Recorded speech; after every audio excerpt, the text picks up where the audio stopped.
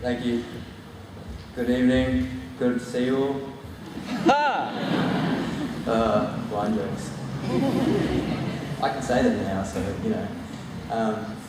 I remember when I was starting high school in Blackwater, I was 125 kilos. I was bullied, had low self-esteem, I had no confidence, and yeah. So I did mixed martial arts, and I played football, and I remember before every game, my grandfather used to tell me to have ticker and to put more heart into everything I did.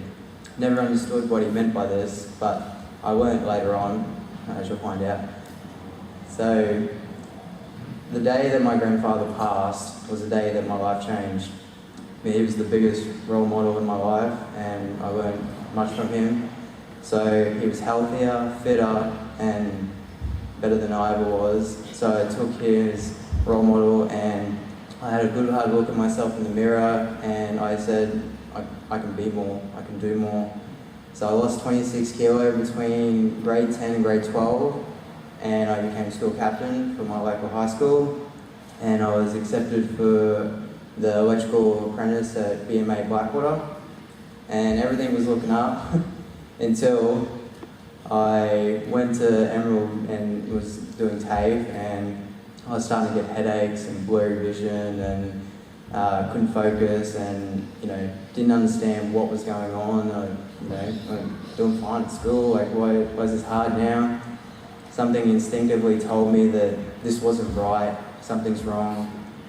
I booked an appointment at the optometrist, and I remember doing all the tests, and everything was fine up until the point where I closed my left eye and I couldn't see out my right.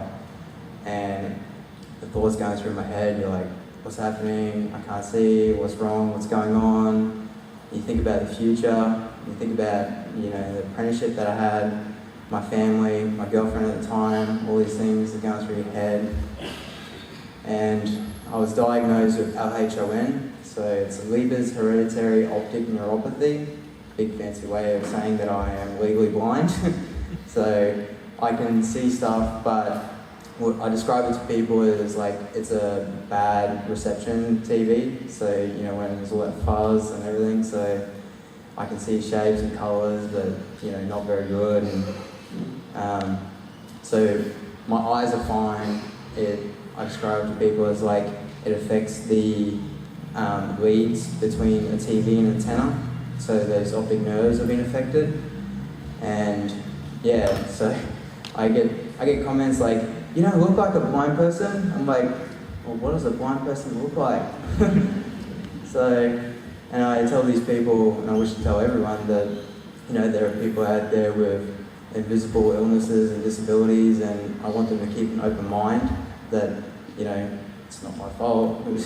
I can't do anything about it. I'm just trying to live life like everyone else. At this time, my family and I decided to move into Rockhampton to ensure my sister got through senior schooling, and also more accessibility so I could get around and be a bit more independent. And I joined up a gym, Scrutiny Strength and Conditioning, and got some guidance and some strength, and as I developed physically, also came a mental strength through this. So one day I asked Sean, I said, what do you think I can do at the Paralympics? And he said, try athletics. Your performance in the gym says you should be good at it. So 3 months later, go to Queensland titles and come back with 2 gold and silver. And then I attended Australian titles last year and this year. So my goal, I'm going to attend the Oceania titles next year and the Arafura Games next year. My goal is to make the world titles in London. And if I do that, I should be on track for Tokyo, hopefully. So, but also with the physical exertion, I'm also a big believer in the mental. So I started uni and we researched, and I was like, what do I do?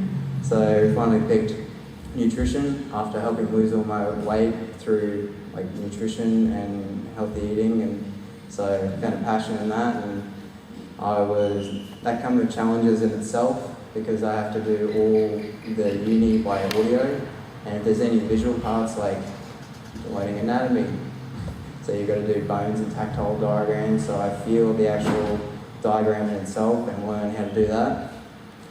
That was, yeah, so I was accepted for the BHP grant this year, so that aided me in my schooling.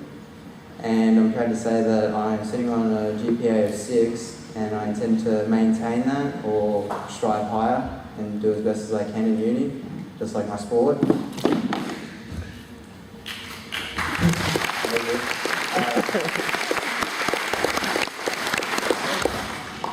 You're sitting out there, what a career, enjoyed all the award winners, and you're probably comparing yourself to other students or other siblings or people out there, but in life, you don't compare yourself to anyone else. Just strive to be your best. Excuse me. Yeah, just strive to be the best, and what was the next slide?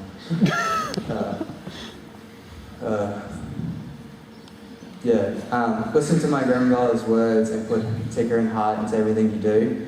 And I'd like to leave you with this quote that some old man told me and got me through the hard times.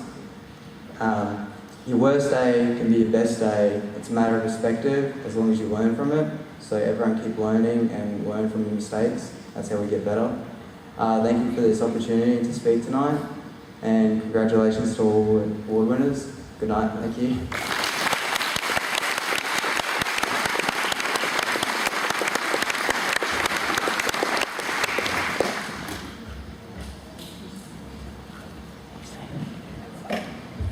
Thank you.